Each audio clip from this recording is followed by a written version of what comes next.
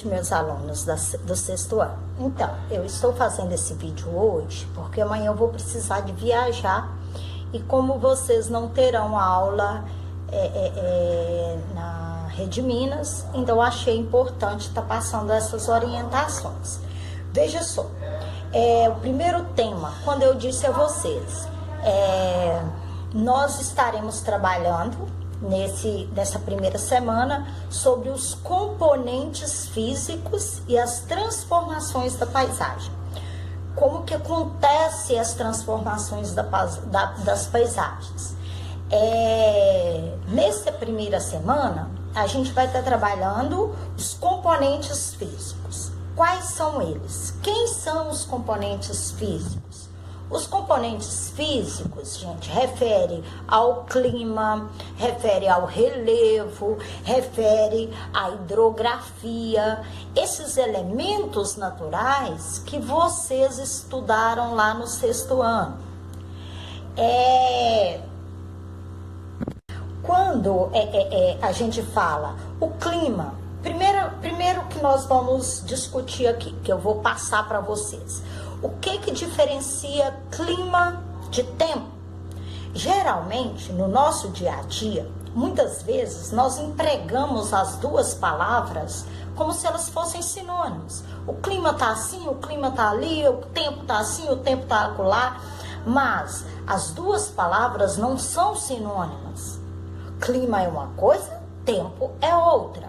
E é aí que vocês precisam conhecer a diferença. O tempo e o clima, eles não são sinônimos, eles são palavras distintas, né? Quando nós falamos o tempo, a gente costuma dizer que o tempo está quente, o tempo está frio, o tempo está ensolarado, o tempo está chuvoso, o tempo está seco. Estamos referindo ao tempo como um estado momentâneo da atmosfera. É um estado momentâneo. O tempo, ele varia, ele muda, ele pode mudar de segundo a segundo, ele pode mudar. Você vê que quando faz sol e chuva ao mesmo tempo, o tempo, ele pode alterar de uma semana para outra, de um dia para o outro, de uma hora para outra, de minutos para minutos. Isso é o tempo, é o estado momentâneo da atmosfera. Agora, o que é o clima? Para se ter o clima, é preciso que a gente observe durante vários anos. É uma média de 30 anos para você conhecer, por exemplo, o clima de Leme do Prado. Para você definir o clima de Leme do Prado, você terá que analisar os estados do tempo durante uns 30 anos e observar aquilo que predomina mais. O que predomina mais com relação ao tempo de Leme do Prado? Ele fica mais seco durante todo o ano? O tempo de Leme do Prado é mais chuvoso durante todo o ano? O tempo de Leme do Prado é mais frio ou mais quente durante todo o ano? O período de chuva, de sol, de umidade? Então, isso é clima. Quando nós falamos de clima, é isso. É preciso que a gente observe as características do tempo, né? As características que predominam e que vão se repetir vários e vários anos em uma dada região. Este elemento, esses elementos, essas observações, eles são importantíssimos para que a gente possa definir o tipo de clima. E quando nós falamos do clima, gente, o clima é um elemento fundamental. Ele é a base da natureza. É a partir do clima que nós identificamos os tipos de vegetação de um dado lugar. O clima vai influenciar no relevo, porque um lugar mais alto vai ter um tipo de clima, o lugar mais próximo do mar vai ter outro tipo de clima, um lugar mais baixo vai ter outro tipo de clima. Então o clima influencia no relevo, o clima influencia no regime das águas dos rios, porque alguns rios enchem em um dado período, outros rios enchem em outro período, conforme o tipo de clima do lugar. Então, isso é muito importante. O clima é fundamental, interfere até na nossa alimentação. Vocês sabiam que o clima influencia até no tamanho das pessoas, dos animais, a cor dos animais?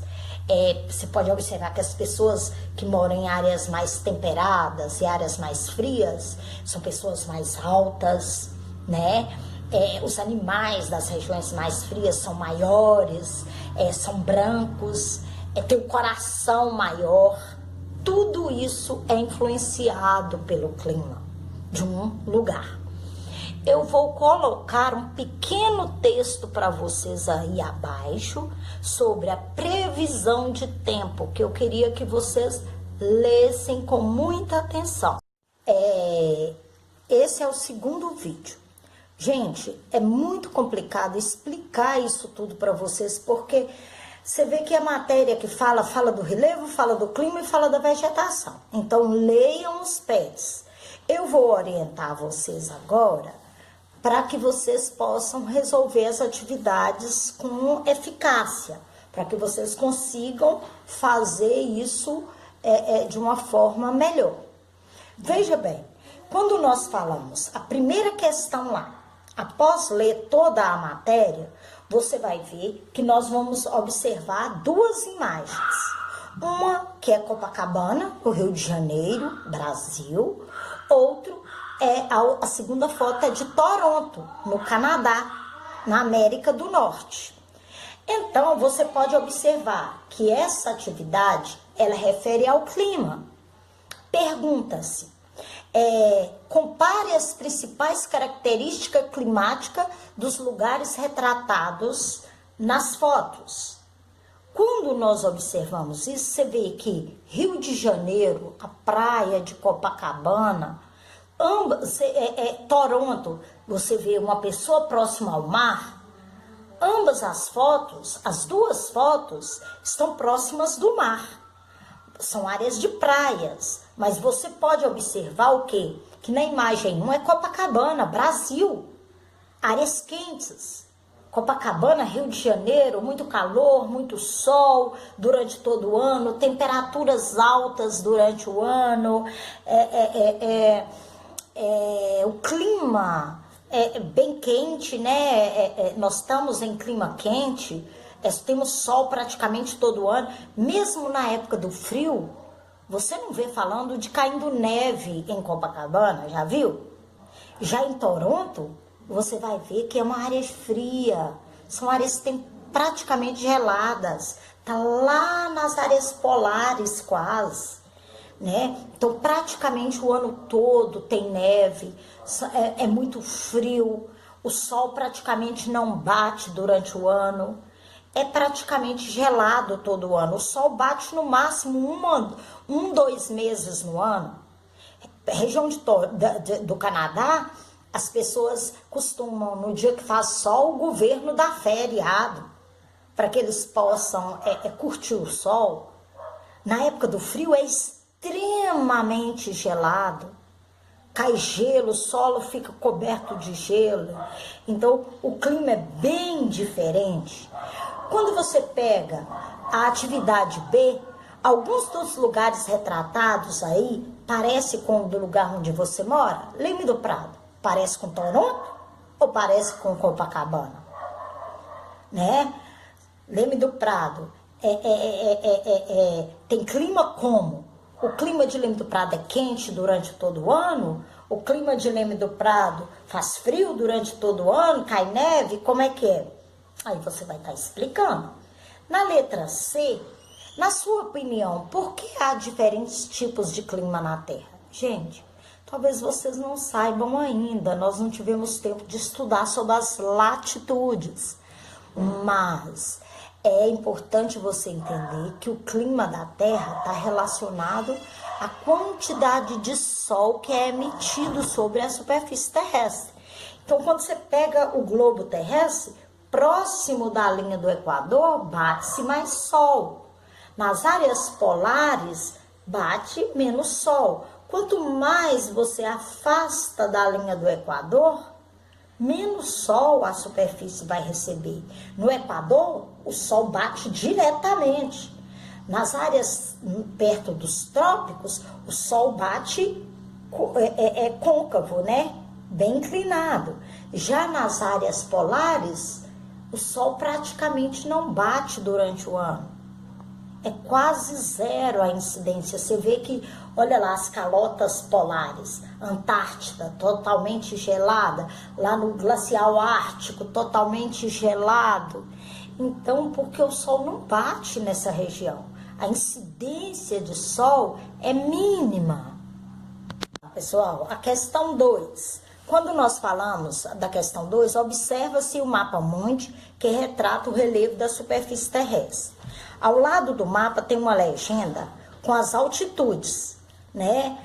O primeiro quadrinho mostra acima de 7.000 metros de altitude, o segundo quadrinho mostra de 5.000 a 7.000, o terceiro de 2.500 a 5.000, o quarto quadrinho de 1.200 a 2.500, o penúltimo quadrinho 250 a 1.200 e o outro quadrinho de 0 a 200 metros de altitude.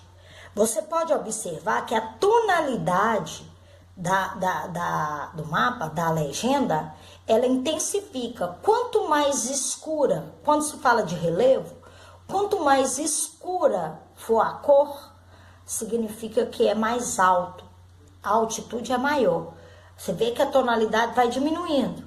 Quando vai diminuindo, quer dizer, começa do mais alto para o mais baixo. Então, você vê que aí, na primeira questão, quando pergunta qual tonalidade foi usada, você vê que foi usada a tonalidade marrom, né? O marrom mais escuro são as áreas mais altas. Quanto mais alto for a tonalidade da cor, maior será a altitude. Na questão C, na A pede a altitude. Quando se fala altitude, aí você vê que as altitudes vão variando aí de 2.000 em 2.000 metros de altitudes. Que eles estão variando mais ou menos de 2.000 metros de altitudes de um lugar para o outro. Na questão C, o pico pergunta quais são os picos, né, mais altos da América. Nós temos, quando se fala o pico, quando você olha o pico mais alto do mundo, o pico mais alto do mundo é o Pico Everest. Ele está na China, né? Depois, quando você pega do Brasil, qual é o pico mais alto? O Pico da Neblina, que está lá em Roraima. Quando você vai lá na América do Sul, nós temos o Pico Aconcagua, né, que ele se encontra na Cordilheira dos Andes, ali próximo do Chile, né, bem perto do Chile. Na América do Norte, nós temos o Denali, né, o Denali, que é o pico mais alto, que também ele já foi chamado de Maquiling, né? Então, assim, esses são os picos mais altos do mundo. A questão 3, observa a paisagem abaixo. Tem uma paisagem com a letra de A a E. Aí é importante você ler aquele material que eu postei aí. Qual é o plano alto? Plano alto quer dizer lugares que são planos, porém mais altos. Planície, lugares mais baixos. Plano, depressão, é um lugar que está abaixo do nível dos terrenos vizinhos. Então, basta identificar as formas de relevo ali na imagem, né? A questão 4 vem a frase: estão acabando com a floresta amazônica.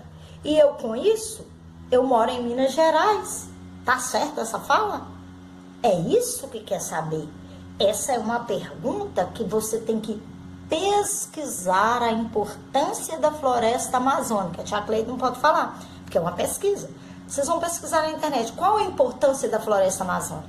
Ela é importante só para quem mora na Amazônia? Ou é importante para os brasileiros todos? Ela é uma floresta, ela é um patrimônio mundial.